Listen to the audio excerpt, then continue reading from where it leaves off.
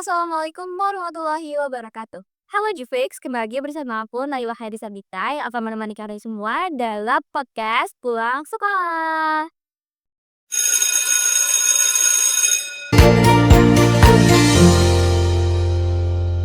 Baiki.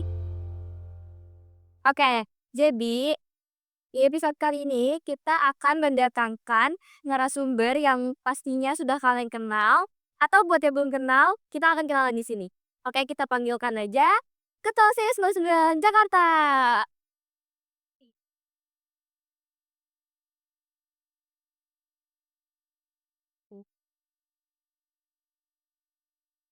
Oke.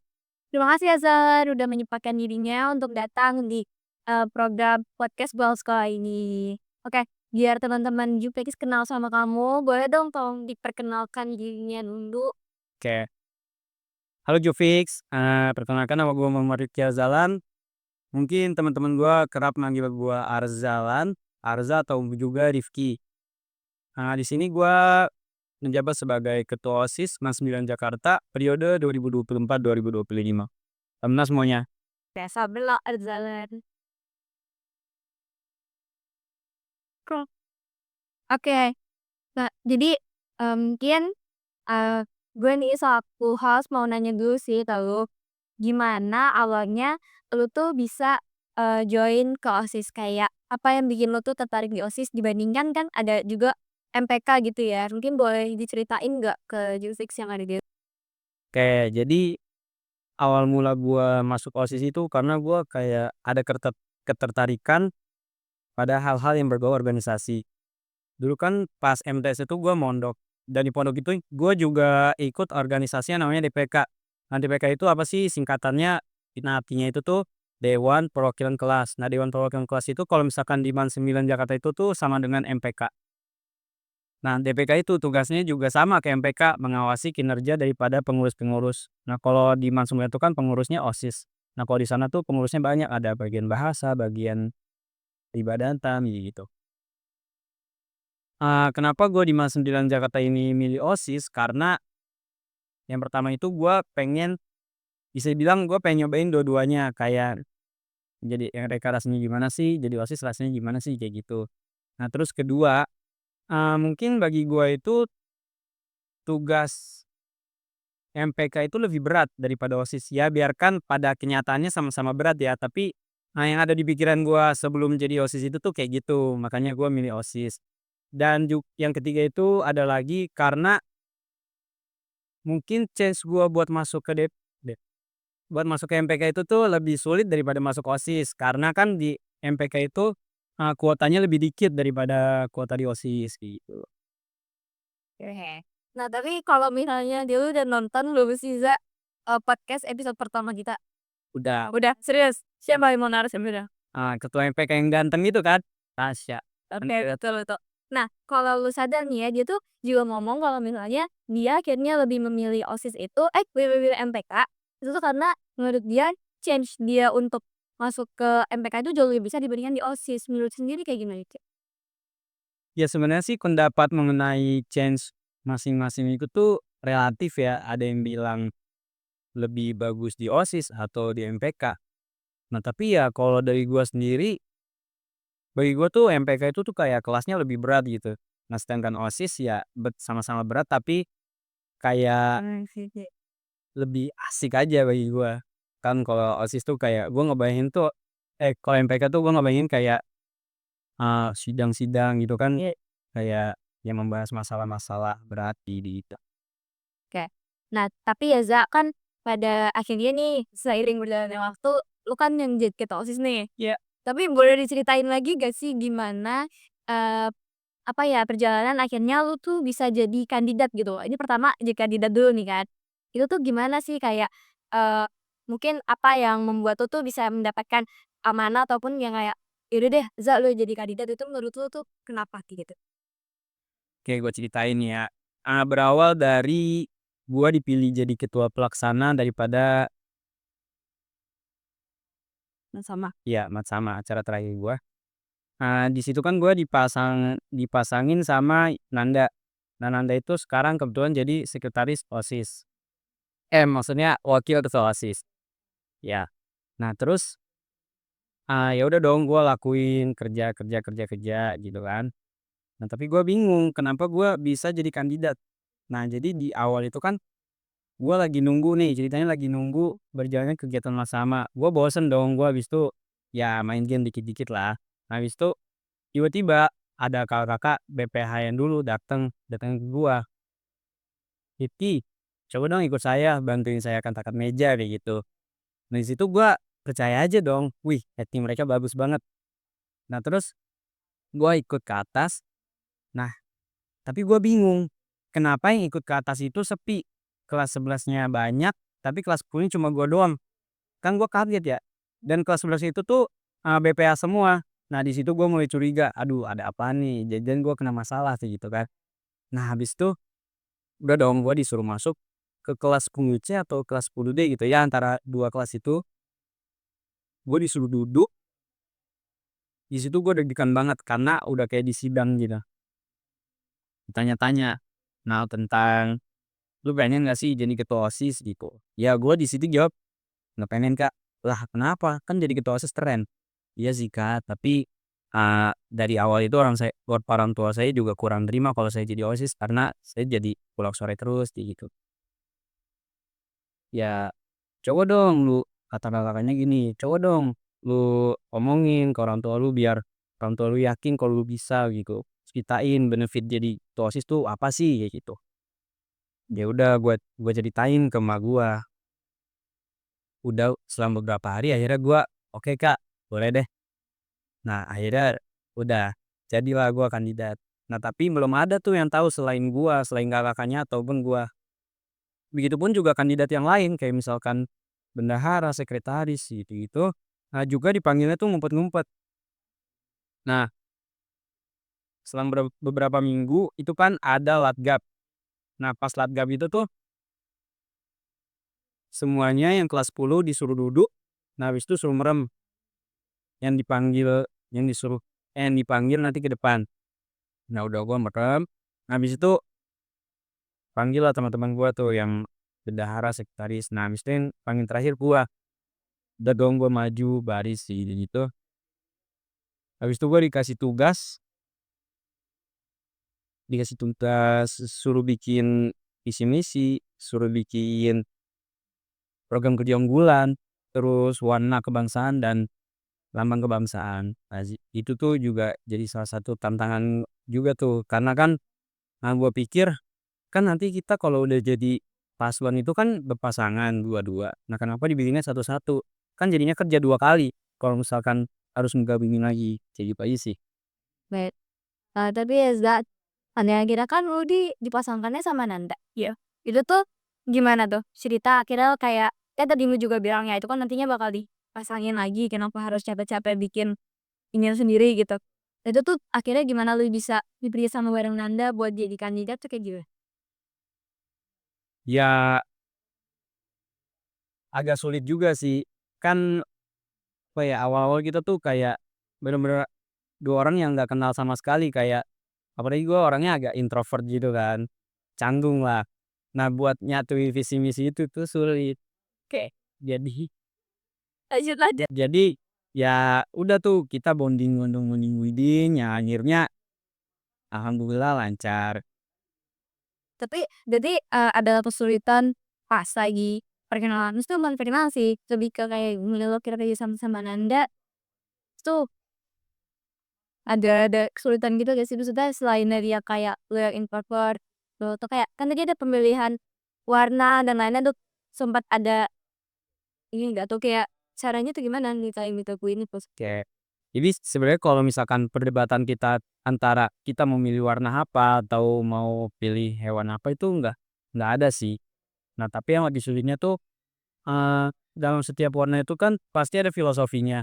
Nah buat menghafal filosofi itu agak susah dan di situ kita, bagi tugas, ada yang ngafalin filosofi warna, ada yang jelasin program kerja unggulan, terus ya visi misi gitu. Kita di situ apa, pernah suatu saat tuh sama-sama nggak hafal dan sedangkan waktu orasiku udah sebentar lagi. Nah di situ kita overthinking dong, nanti bisa lancar nggak, tapi akhirnya bisa. Oke, jadi, itu kan tadi proses-proses yang kamu udah lewati ketika kamu, eee, ingin menjadi kandidat gitu ya. Tapi setelah kamu jadi kandidat dan akhirnya kamu melewati proses-proses, eee, pemilihan ketua OSIS dan wakil ketua OSISnya itu tuh gimana? Maksudnya apakah ada tantangan-tantangan yang kamu lewatin, entah mulai dari orasi, terus kayak, cara nyari support kayak gitu-gitu, boleh dong dikasih tahu ke kita? Oke, mungkin kalau buat cara nyari support itu, kita juga awalnya bingung, bahkan kita sampainya bikin Instagram yang isinya tadinya buat kayak kita mendemonstrasikan kayak program kerja kita apa aja, terus nanti misalkan kalau kita udah menjabat, apa aja sih benefitnya, enaknya apa aja gitu-gitu. Tapi akhirnya tuh akun mati sih, nggak jadi apa-apa. Nah terus buat orasi sendiri sih, alhamdulillah kita lancar. Dan mungkin buat tantangan pas orasi itu tuh kita belum tahu kan. Kita dikasih pertanyaan, entah bahasa Arab atau bahasa Inggris, terus topiknya juga kita nggak tahu. Itu kita juga sempat mikir, aduh ini kalau misalnya nggak bisa jawab kayak gimana gitu. Tapi akhirnya pertanyaan yang dikasih sama guru-guru alhamdulillah bisa kita jawab semua. Jadi overall buat masalah orasi nggak ada sih.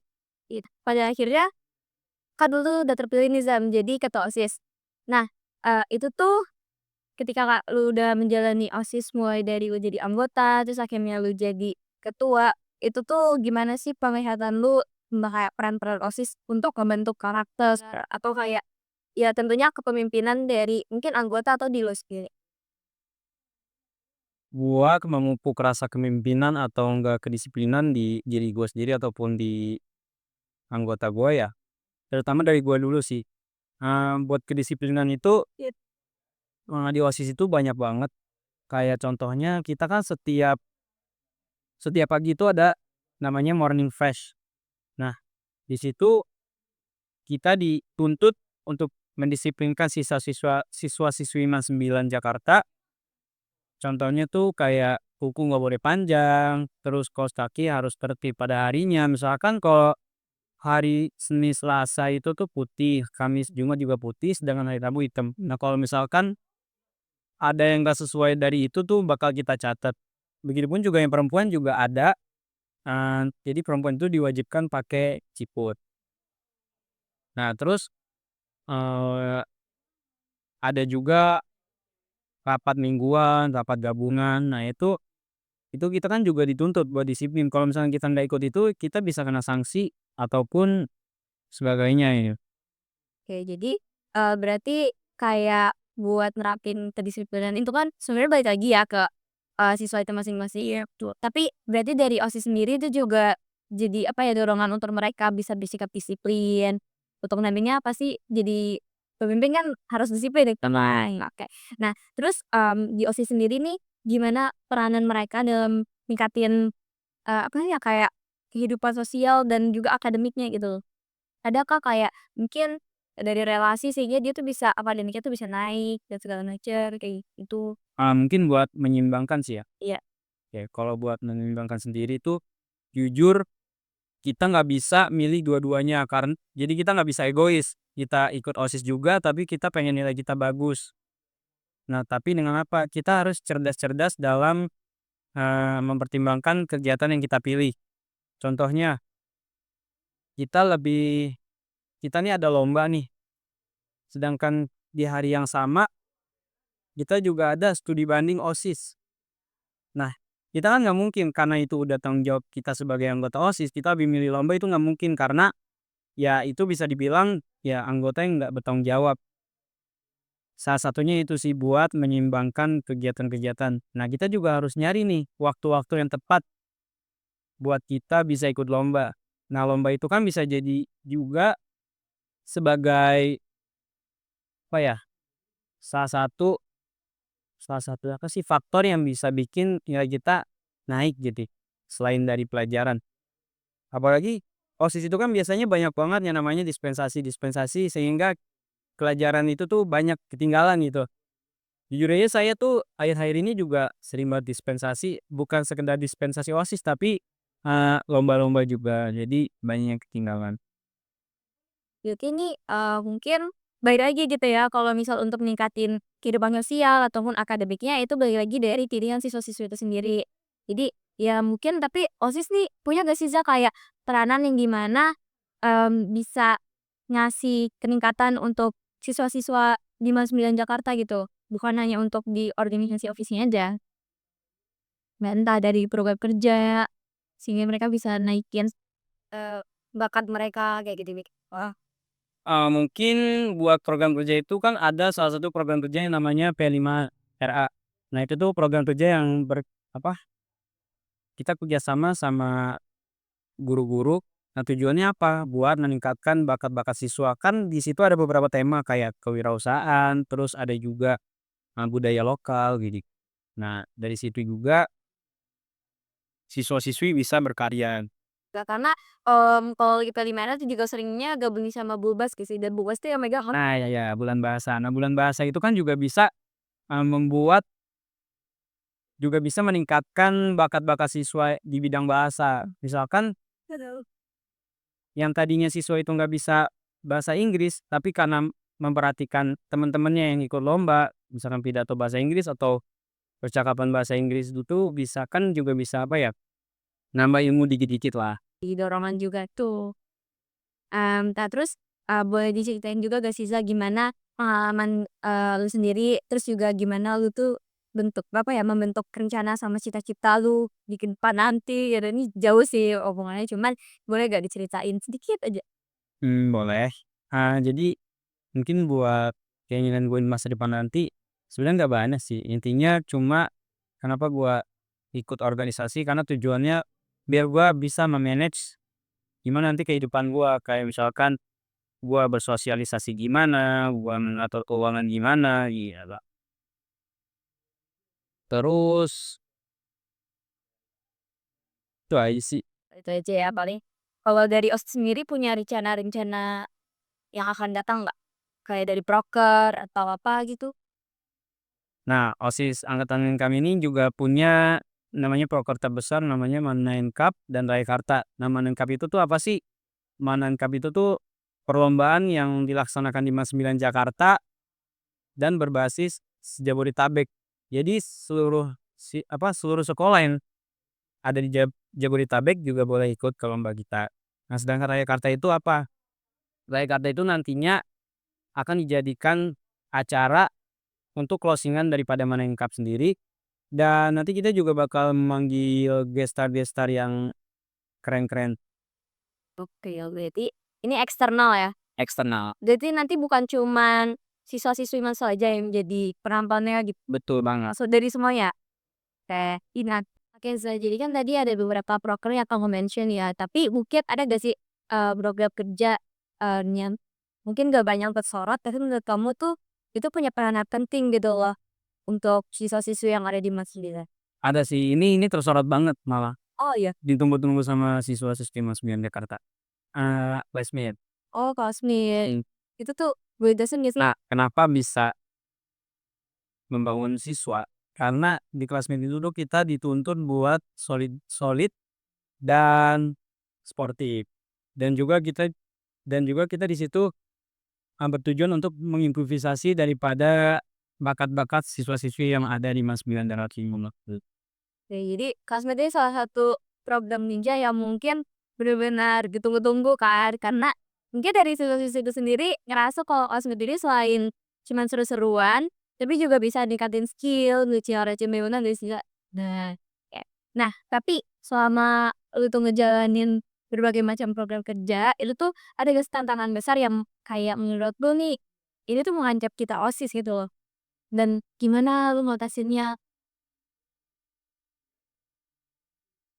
Kayak yang pas classmeet, itu kan pasti classmeet tuh nggak semuanya tuh support tim gitu ya, Kak. Nah itu tuh kan biasanya salah satu dari situ juga jadinya tuh ada konflik, kayak antar kelas atau gimana yang gimana itu bakal bawa nama OSIS kan. Nah lu tuh ngatasinnya gimana gitu? Ya mungkin ada beberapa konflik juga di OSIS dan konflik itu ada internal dan eksternal. Eksternal itu dalam lingkup siswa-siswi kelas 9 ya. Ya kalau jadi contoh, misalkan pas classmates itu kan kadang kita tuh suka nyuruh kakak kelas ataupun adik kelas buat turun ke bawah, "Ayo lah turun turun turun." Nah, tapi kebanyakan yang kelas 12 itu tuh kayak mereka agak susah buat dibilangin. Nah, dari situ kita jadi kayak diomongin lah di belakang, ya jadi konflik. Tapi ya kita nggak mau memperpanjang masalah itu, jadi kita ya udah, kita fokus aja, profesional aja. Nah terus, juga misalkan classmate kayak ada kerusuhan-kerusuhan yang nggak sportif gitu, itu wajar sih, pasti ada, namanya juga kan laki-laki. Nah dan keseringan itu tuh di futsal gitu. Nah terus apa lagi ya, mmm, ada lagi sih kasus-kasus yang mungkin nggak bisa diceritain dan itu bakal ngejelekin citra OSIS. Tapi gimana cara kita buat Atasinnya. ngatasinnya itu, ya sebenarnya nggak ada caranya, karena pendapat orang itu kan kalau misalnya udah tertanam di dalam pikiran mereka ya nggak bisa dihilangin nggak sih? Kayak misalkan mereka punya stereotip ke OSIS itu kalau OSIS so ngatur, galak, atau munafik kayak gitu. Ya udah, ya tinggal gimana cara kita memperbaiki diri masing-masing aja gitu. Oke, berarti ya gimana pun juga pasti masalah tuh tetap ada gitu ya, dan gimana cara ngatasinnya itu mungkin bakal balik lagi ke gimana konfliknya kan. Bener. Dan ya balik lagi guys, kita tuh nggak bisa apa ya, ngatur pikiran orang kan, jadi ya udahlah, let it flow aja gitu. Nah tapi ya Mmm, gimana dari situ kan pastinya jadinya tuh banyak kritik gitu-gitu kan, atau kayak mungkin pandangan-pandangan negatif. Nah itu tuh menurut kamu sendiri tuh gimana sih sama kritikan-kritikan itu? Mungkin buat kritikan-kritikan gitu ya, namanya juga kan dari awal itu tujuan kita mendengarkan aspirasi daripada siswa-siswi yang 9 Jakarta. Ya jadi kalau misalnya kritik, tapi kebanyakan kritik itu tuh, yang bertolak belakang sama yang emang bener-bener kinerja kita. Kayak misalkan tadi yang saya ceritain sebelumnya itu kan, mereka mengkritik kita kalau kita tuh terlalu sok ngatur. Nah, toh itu kan emang udah tugas kita kan. Kalau misalkan kita nggak kayak gitu, kita mau dikata apa sama guru-guru gitu, dibilang kurang tegas kan malah. Ya itu mungkin buat kritikan yang kayak gitu ya udah kita terima aja. Ya kita anggap aja angin lalu dan kita fokus buat memperbaiki diri. Oke, nah tadi juga kan kamu mention kayak, takutnya kalau misalnya kamu nggak bersikap tegas malah, di apa ya, judge lah sama guru. Iya. Nah, tapi ada gak sih cara yang bisa lu kasih tahu ke kita, gimana cara buat ngebangun hubungan baik, entah sama guru, siswa, ataupun kayak pihak-pihak sekolah lain yang biasanya tuh terlibat gitu?